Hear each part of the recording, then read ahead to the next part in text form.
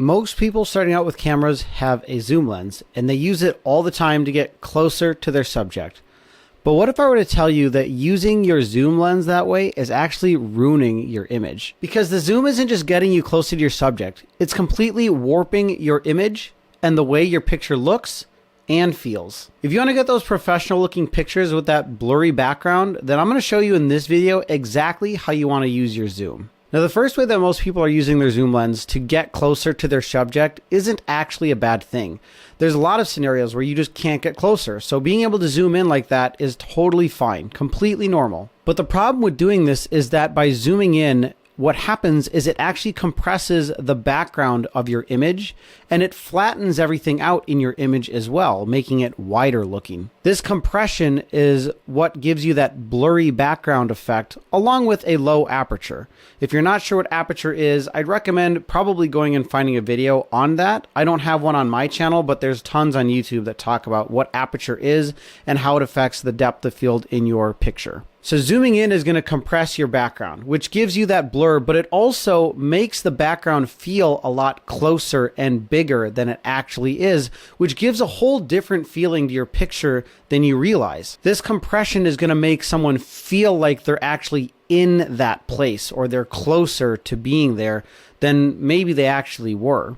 And this is a good thing, especially if you're trying to take an image of something where you want the viewer to feel like they were in that place with you when you took that picture. But there's ways to do this because you want to, and then there's ways to do it when you don't want to. By not zooming in and actually just physically getting closer with your camera using a more wide angle, it's going to give you a look of what people would see with their eyes if they were just walking into the room or viewing it themselves. These kinds of pictures give a whole different feeling. They kind of make things look bigger than they are because you have this wide view of everything versus this really compressed, super in focus, blurry background feeling, which maybe like feels like that's the whole image. And so my trick here is that when you want to isolate something in your image where this thing is popping out and it's standing out, everything else behind it is blurry, then I actually recommend that you zoom in with your lens, not because you want to get closer, but because you actually want to make the background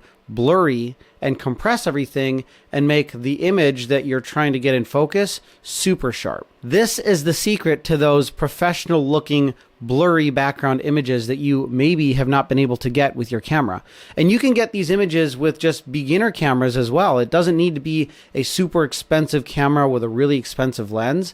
If you zoom in and you have a tighter focal length, you're going to get that compression and it's going to give a really cool picture, and it's going to give the viewer a feeling like they were in that moment with you, kind of peeking in, versus if you just physically get closer with your camera but you keep the angle wide, it's not going to quite get the same feeling. Still a cool image, but just different. Here's some examples of what I'm talking about here. You can see between these two images that one of them I just physically got closer with my camera, but I didn't zoom in at all.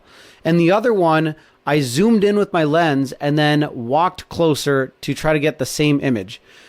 The background on the zoomed in one is much blurrier than the background on the wide angle lens. And just by looking at the two also, you can see the difference between how the wider angle lens, the image seems a bit more narrow, kind of like a fisheye. And on the zoomed in version, the image is wider. You're not going to see like a narrow face. It's going to kind of flatten the image out, which is more realistic to what our eye actually sees anyway. So the next time that you're looking to get those professional looking images for your robotics team, whether you're at practice, you're at competition, or you're just around your shop, think about the times when you could zoom in with your lens and then, of course, back up or get closer to like make sure your image fits the frame properly and snap that picture.